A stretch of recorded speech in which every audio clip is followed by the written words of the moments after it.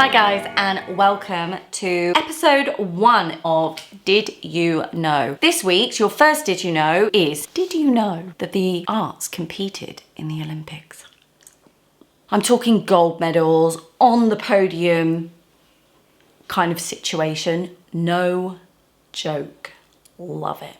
Firstly, I know what you're thinking because I thought the same thing. You're picturing artists like running down a track with a paintbrush in hand, like triathlon, speed painting, speed sculpting, you know. It's not like that. The International Olympic Committee was created in 1894. A French baron created the Olympics and his name was, hang on. A minute, guys. Wait a jiffy. Oh, they're not even clean. Okay, his name is Pierre de Coubertin. I'm gonna write it here because I'm useless. He wanted to create an event that basically emulated his ideals. The idea was mind and body in sport, not war. I quite liked that. I think that's a very admirable want out of an event like the Olympics. I have a new perspective on the Olympics when I found that out. Sport, not war. I love it. My husband was in the military. I have a fond affinity with the military in our country and other countries. I think I'll be more like, woo, woo, woo. This Pierre dude, he also has a fondness for arts, as many people do. I think certainly people in high society have this overwhelming need to support the arts in some way. It's kind of like luxury wine, isn't it? And jewellery. The arts are the investment of the rich man, aren't they? He wanted to combine, of all things, art and sport. It's kind of like, I like crocheting and horseback riding. I'm gonna do it together. It's weird. Is it weird? It's weird. The idea he had was medals, actual like gold, silver, bronze, like the actual sport medals. Medals awarded to artists, but the arts were broken down into 5 categories. So it was broken down into architecture, literature, music, painting, and sculpture. And the theme was none other than sport. I mean, it was of the day. And the first meeting for the arts potentially becoming part of the Olympics wasn't until 1906. Baron dude went to Paris, decided to have a meet and greet with the International Olympic Committee, and he invited art representatives to that meeting to somehow figure out how this situation was going to work out. It wasn't popular at all. And also, don't forget, right, we all know what the portrait award is.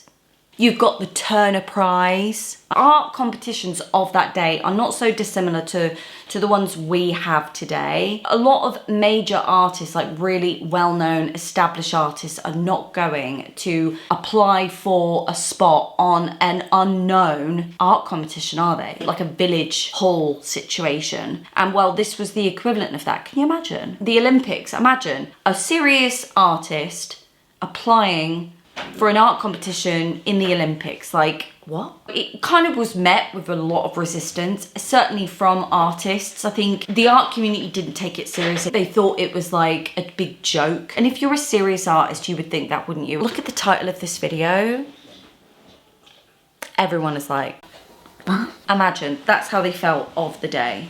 No different. London was to be the first to host this new competition, this new aspect of the Olympics. You know, you got runners and you got javelin artist. Basically, London Olympics turned around and said, no, we are not doing it. There's not enough time. We can't work under these conditions. So they had to wait until the Swedish Olympics in 1912. They had to do the first one, didn't they? They got the short straw. They weren't happy about it, but what you gonna do? They had to host the first arts category.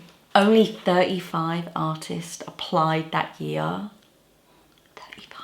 The good news is all categories were awarded gold medals. Now, one interesting thing is over the years, I looked at all of the different winners and losers and all that kind of stuff. There were some categories that weren't even awarded anything. Some categories that were awarded like just silver or just bronze or bronze and silver or 1 gold. Weird, right? It was just all over the place, and I couldn't for the life of me figure out why. More and more artists started to take it more seriously. It was becoming quite a bona fide, recognised art competition. Imagine like you do track and then no one wins a medal.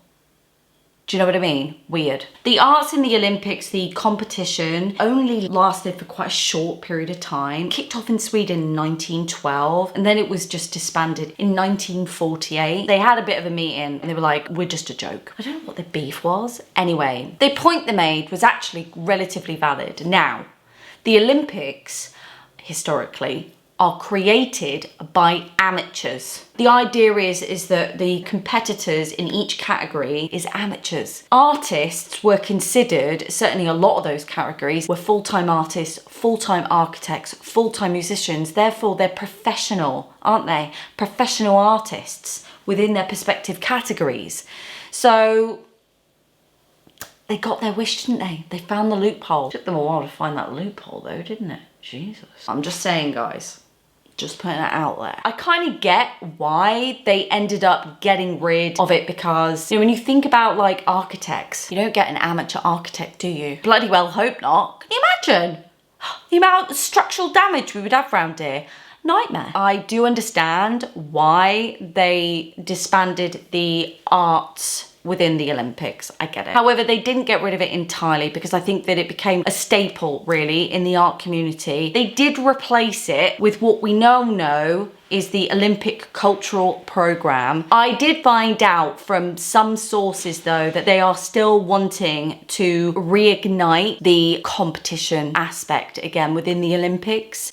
How that will work, I don't know, and they'll really have to change their categories. Certainly the architecture does make me a bit concerned. An amateur architect. You know, they're basically creative engineers, aren't they? So there are some amazing, amazing people that I found as part of this, because I thought, do you know what, it'd be nice to find some artists to just sort of like chat about. So I've kind of picked out a couple, because there are some amazing people, but we would be here literally all day. One of the artists, this is some of his work, and he was the only artist to win 2 gold medals, and he won his second with this drawing. This drawing here. And then we've got another artist. Is he an artist or is he a sportsman? Only 2 people through that whole period, 2 people won medals, not only in the sports categories, but also the art categories. 2 people. One being this dude. Don't expect me to say his name. I'll put it here. I'm sorry, you know the drill. It's just not gonna happen. I will torture his name. Don't you think he's got great knees? He won 2 medals for swimming. 28 years later, he won silver for architecture.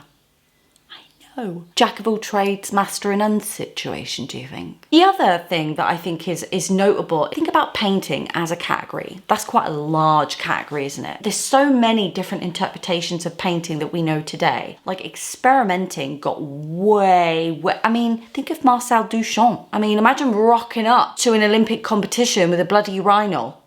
He was about. There was a major art movement coined right in the middle of this period called arte pura, which was inspired by Marcel Duchamp, and that was created in Italy. Very experimental, beyond their time movements. Imagine categorizing that. There's a part of me that kind of feels like the whole thing might have been quite elitist. Certainly when it became like official, like people started to kind of take it seriously.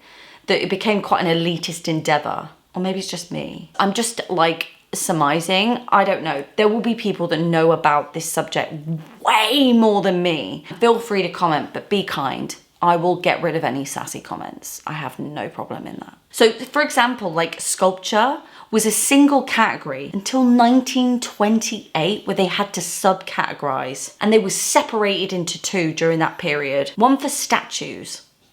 Boring. And another for reliefs and like medals. And then in 1936, reliefs and medals were then separated because I think they probably just got too big for their boots and the marriage just broke up and they got divorced. I don't know. So paintings were then had drawings, and then they had graphic designs, and then they had to chop it down again to like crafts, applied arts, and then crafts were thrown in somewhere along the line. And they had to subcategorize by medium, so like oils, and then water-soluble bits and bobs. And then music is another one. So they were categorized into like 3 during 1936 or somewhere about there, into like vocals. Then they had orchestra, and then instrumental. On its own, the arts in the Olympics starts to then get really like complicated.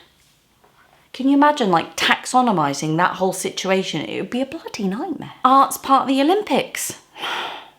The thing is, there is so much information about how that came to pass and what happened within that period. Some amazing, probably quite profound historic bits and bobs would have happened during that period. But this is my first one, and I find that I go down the rabbit hole and I have to figure out what is important, like what we're talking about, and extrapolate the most relevant pieces of information, because I can assure you that my brain wants to just combine the entire Earth's history into the situation. Have a research of it yourself. It is such an interesting thing, especially when some of the people that were a part of that historical moment. Any way that we can inject the arts into society and we start infiltrating even the Olympics, I'm there. I hope you liked the first of many Did You Knows, and I'll get better.